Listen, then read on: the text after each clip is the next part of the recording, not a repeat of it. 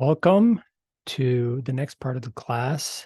We're going to look at migration for the next 2 weeks. So I'm going to post two short summaries, one on migration and one on immigration. Both of them will cover some of these questions that are on the syllabus, the review questions.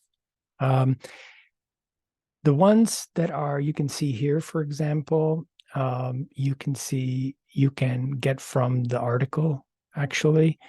And then I will cover some other issues of migration that also might be part of the quiz, the second quiz. So I'm going to switch to a lecture that I have prepared and start here. So one of the questions is discusses the recession and how the recession impacted migration in the United States. Certainly, it really impacted migration to the Inland Empire, which is the third question, in that the Inland Empire was one of the places where people migrated to frequently before the recession. And during the recession, that migration essentially dried up because people could not afford to move to buy houses here. So they just, the Inland Empire stopped growing altogether and resumed growing after the recession. So these maps over here, they span the recession actually. This one's already after the recession. You can see the Inland Empire started, it resumed the growth it had before the recession. But if we had a map in between here during the recession, you would see the Inland Empire as not growing at all. So the basics. So let's start with some basics. Why do people move, right? So here in this, just as an example, to use these two maps from 2005 and 2010, it shows you that in the blue, counties in the United States are counties where you have a lot of people moving in, and the red counties are where you have a lot of people moving out. And that essentially, these maps are from Forbes magazine, and they want us to focus on some fast-growing region and slow-growing region and the contrasts between the two. You can see in 2005, you had a lot of out movement from coastal California to interior California, right? And then in 2010, you see a little bit, still the similar pattern, but a little bit less. So I wanted to just zoom on some places just to illustrate, for example, specifically the impacts of recession. I said the Inland Empire's impact was the people had the migration to Inland Empire had slowed down, but it kind of resumed by 2010 already. But in the case of Las Vegas, for example, which was a big gainer in 2005 and a big loser in 2010, and that's where the arrows are pointing to, is Clark County, where Las Vegas is. And so the question is, well, why did Las Vegas grow so fast up to the recession in 2007? Well, obviously because of, some of the major economic drivers of migration in Vegas: tourism, construction, right?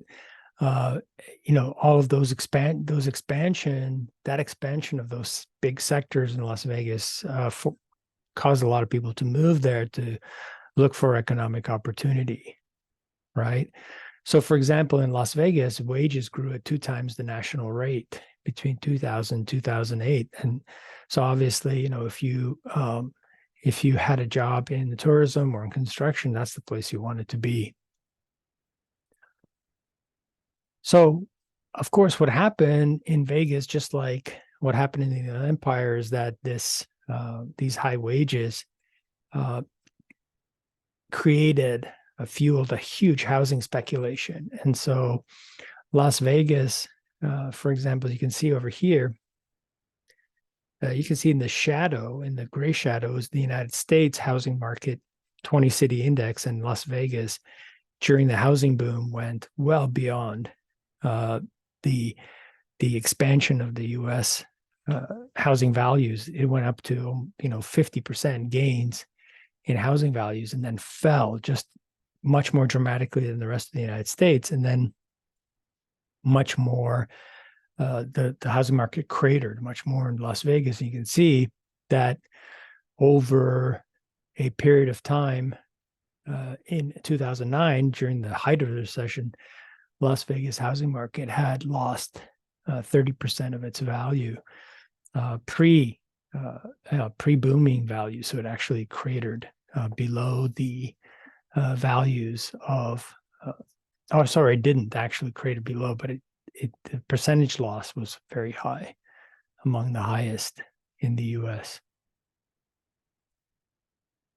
So recession hit Las Vegas very hard. People were leaving Las Vegas at 3 times higher rates than were moving in.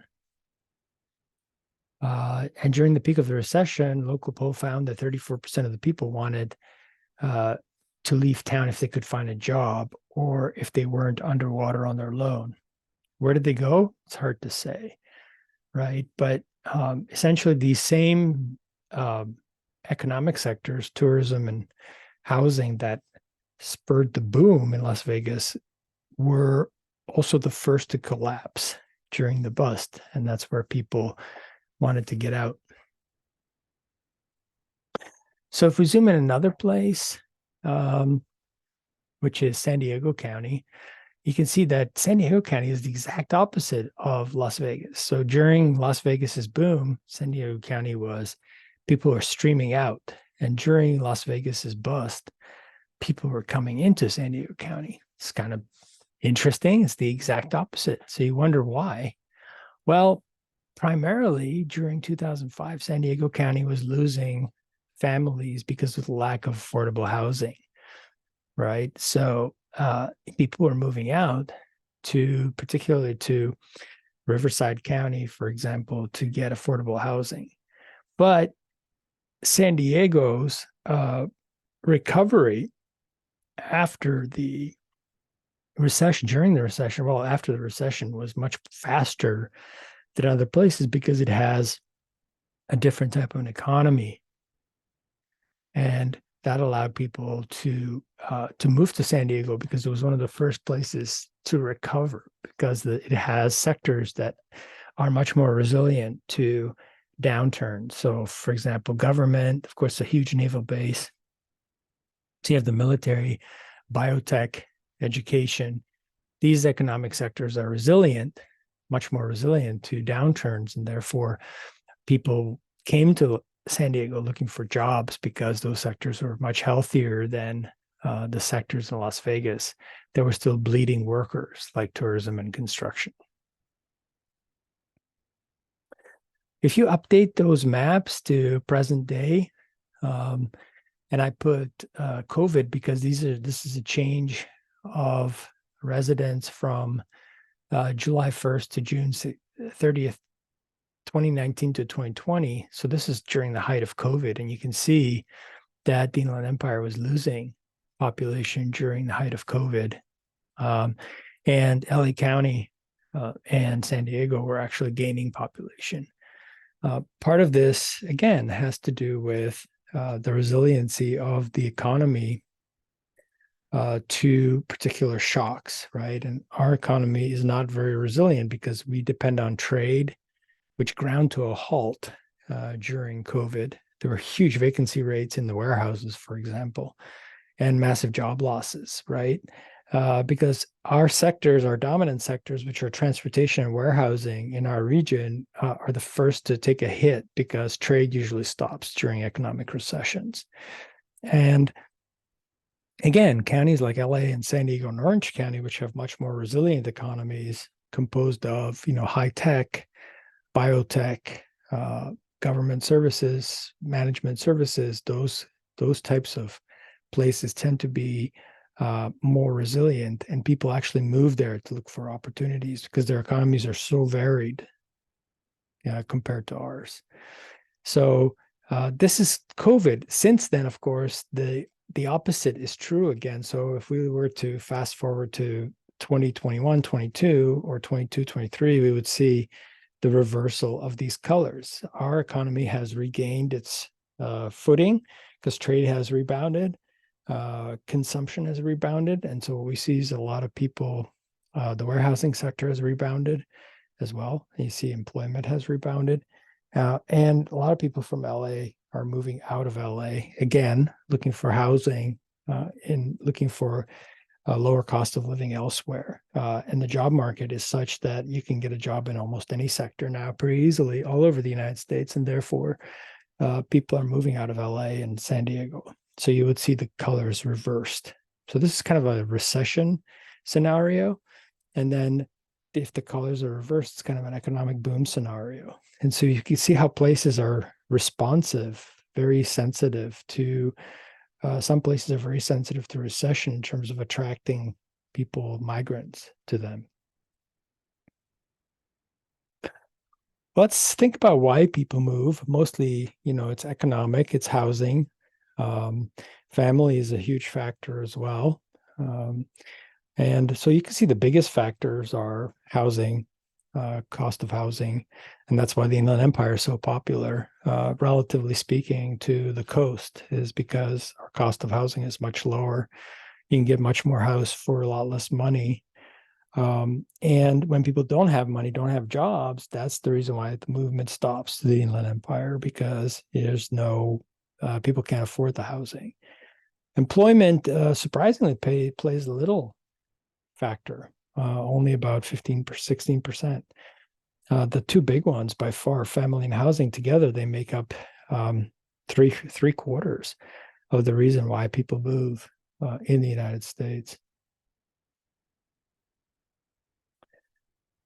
Here's another more kind of a nuanced or more segmented, if you will, specific or more detailed version of why people move. I can see again housing is a major one, or if you can combine all of these into housing, relocate to a better home, or own their home instead of rent, to establish their own household. That's another housing one. Family reasons, jobs, cheaper housing is another housing one. Other housing reasons. So you can see housing is a huge factor overall, and jobs are, not as much. Family reasons are important. Neighborhood with a lower crime is important. So there's a variety of reasons why people move. You can see these are kind of specifically what they are, and you can kind of see where you fit in to this top 12 reasons why people move. Then in terms of top states where people are moving to or moving from, and what's interesting is that a lot of states are both. In other words, California is the number one state where people are leaving, but it's the number 3 state where people are moving to. So interestingly, California is losing population to other states, but not at a very high pace, just at a very gradual pace, because for all the people that leave California, there's a lot of people coming in as well. And you can see there's a lot of states that are very similar. For example, Florida. Florida is this number 1 state where people are moving to, but also number 4 state where people are leaving. Texas, number 2 that are moving to, number 3 that are leaving. So there's like this big exchange of people in these states. Certain people are moving in and other people are moving out.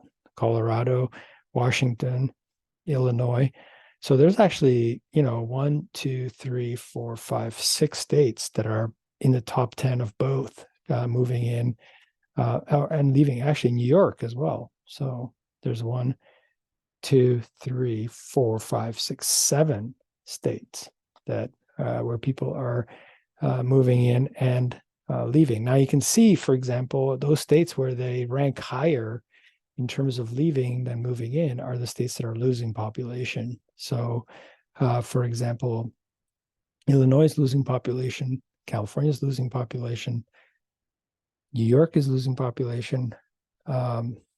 And the states where the opposite is true, where the ranking is higher for moving in than leaving, those states are gaining population. So Texas is gaining population, Colorado is gaining population, and Florida is gaining population.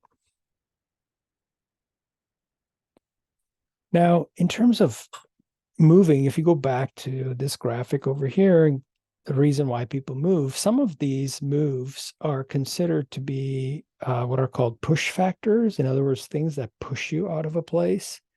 And some of them are considered to be pull factors, factors that pull you towards a place, right? And so you can see here that we've introduced this concept of push and pull. And essentially, we think of these in combination, right? So you're being pushed out of a place and pulled towards another place at the same time, essentially. And if you go back, you could see the reasons why you might be pushed out of a place, right? Poor infrastructure, no jobs, bad education, poor healthcare, ecological problems, social compulsions. And you could see why places might be attractive, better healthcare, higher wages, quality of education, no social compulsions, future prospects, right? Social compulsions have to do with this idea that the society is very restrictive and very conservative, for example. These are things that are not necessarily a big factor in the US, but they can be factors in other countries around the world. But if you go back to this list of 12 reasons why people move in the US, you can see that some of these are push factors. Like to find cheaper housing is a push factor. The expensive housing is pushing you out of a place, right? But at the same time, another place is pulling you towards it, right? For example, another one is to attend or leave college, again, so that those colleges pull you towards them, right? Wanting a neighborhood with less crime, so that crime is pushing you out of a neighborhood and a lower crime neighborhood is attracting you or pulling you towards it. To establish their own household, again, you're being pushed out of a small apartment because you have a bigger household now, and you are being pulled towards a suburb, let's say, right? So it's a combination of both, but sometimes the push is bigger than the pull, and sometimes the pull is bigger than the push. Right? So you just have to kind of think about it in those terms, that relationship between the two, the push and the pull.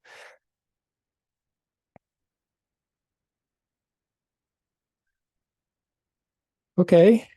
You can think of it, you can sort of do your own thinking exercise where you think about what pushes you and pulls you, pushes you out of a place and pulls you towards other places. Like, for example, if you have a long commute to work, then that might be something that pushes you to look for a different place that's closer to work. But there might be another factor, which is the cost of living in certain places. Certain places may push you out because their cost of living is high, and other places pull you towards them because their cost of living is lower. And so we make these decisions around cost of living, around family obligations, and around housing, which is cost of living, of course, as well, and around jobs, around employment at different parts of our lives. So there's another trick to understanding migration, which is, well, how do people decide where to go, right? In other words, how do they pick one place over another? And so that's an interesting thing to try to figure out, because it's not as easy as you think it is, because we don't have perfect information and we don't have perfect choice where we could just go anywhere we decide we want to go. There are certain things that limit, those choices, including the information you have about places and including your predisposition, which may or may not be rational, right? So we're trying to understand, the way to try to understand this is to understand migration as a social network where people gather information from sources they trust, like friends, family, etc., to make decisions about migration.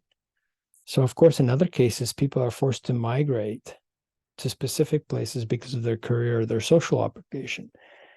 So there are certain things that push you really hard to migrate or pull you very hard to migrate. There's other things that are much more where you have much more choice, more options.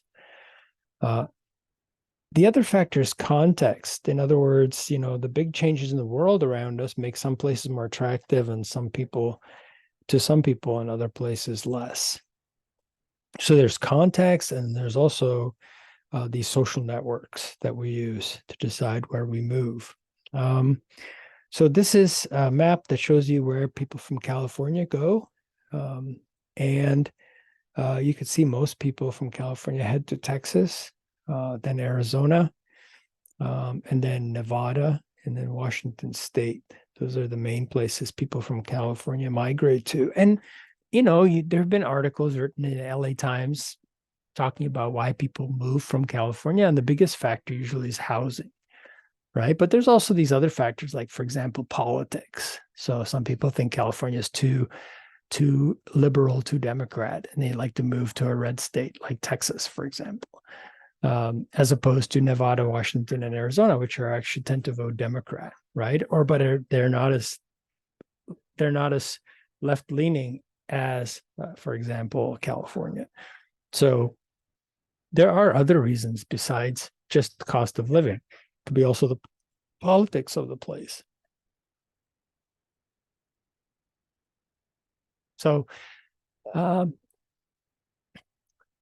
what does that mean to a place like California? All these people moving out, for example, does that mean our population is actually declining, right? And the answer is, well, not necessarily.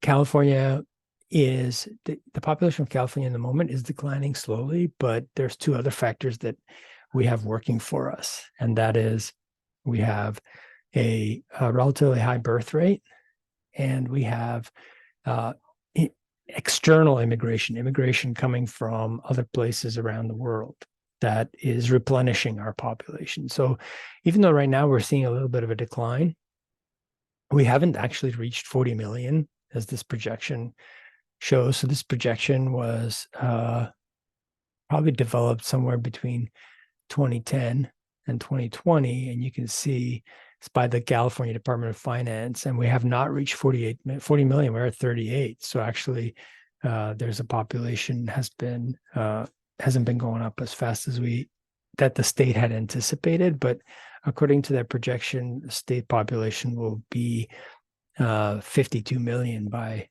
the year 2060. Now, is that true? I think that's probably an overestimate, judging by what's going on in our population nowadays with immigration has actually slowed down a little bit from other countries. And we are still bleeding people, losing people to other states.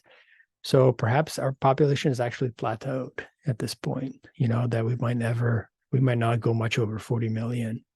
If anything, we might even decline a little bit and hold steady around maybe 38, 37 million. So these projections are made on trends that have preceded the dates, obviously. And in that moment that this projection was made, the trends were the California population was still growing quite fast, but now it's not. So, and the big factor obviously is cost of living in California. That's, if that becomes something that we lower dramatically to be, in line with Texas, for example, or Arizona, then you'll probably see a resuming of population growth in California like it was before. The other thing that this shows is, of course, what the ethnic makeup will be of the state, and you can see that the state will become essentially majority minority, or it already has become majority minority now, but it will increasingly become that in the future, especially the very large Hispanic population. And that's going to continue. There's no reason to believe that will not continue into the future. So this is a very brief overview of migration as a topic, which covers kind of additional material to the article that I had you read for Brookings. There's some pretty obvious questions that Brookings article covers that you can see over here. So the three migration trends. How did the recession impact this trend? We talked a little bit about that. And then how did these trends impact the Inland Empire? We talked about that as well. So this is pretty much covered. My next short summary will cover immigration to the United States over time. So at this point, we will stop, and I'll see you next time.